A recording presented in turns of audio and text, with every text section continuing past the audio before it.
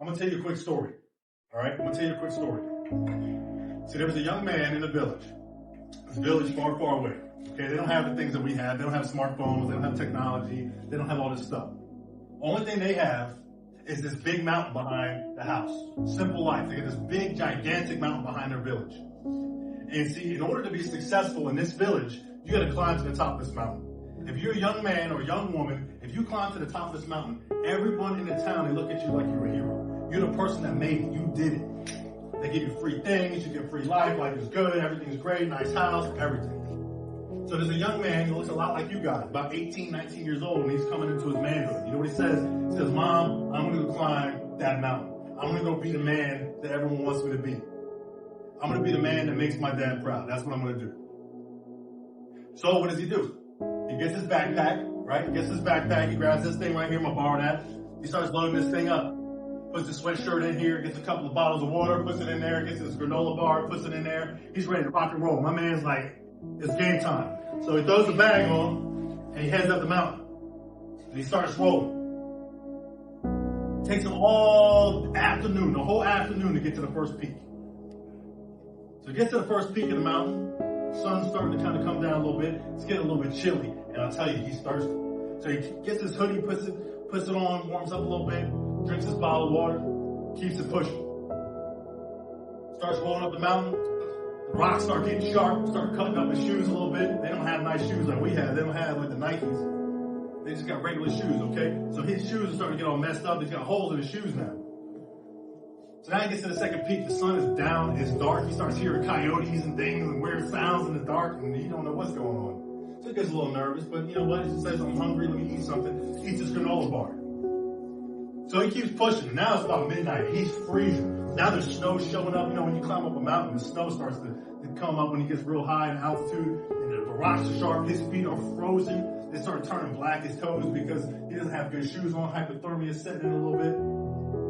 He starts looking around for something to eat because he has nothing to eat. He starts looking around for shelter. You don't have shelter. He starts looking around for something to put on because he's freezing. And you know what he says to it? He's like, I don't know if I can make it. He's not even halfway up the mountain. It took him a whole day to get to this point. He drank all of his water. He ate all of his food. He's got no more clothes. His shoes are busted. And so now, he's got no choice. What do you think he's got to do? He's got to turn back around. He's got to go back home. So he climbs back down the mountain real slow. The next day, just freezing. He's got cuts all over his body. He's disappointed, sad, ashamed of himself. Gets back down to the base of the mountain. And everyone's in the line, and they're looking at him. He's walking through the town, and everyone already knows he was going to climb the mountain because he was real cocky about it. He told everyone he was climbing the mountain. He's like, I'm going up. His buddies were hyping him up. Now he's back down, and they're snickering, laughing. You hear little things. And his mom's there at the center of the crowd, and he walks over to his mom, and she puts his arm around him, and she says, it's okay, man. It's all right, man. Just come home. It's okay. So he goes home. His friends, the laughing stock, his friend group. And what he does now is he goes ahead and he gets a little job at the tea shop down the street, starts selling tea.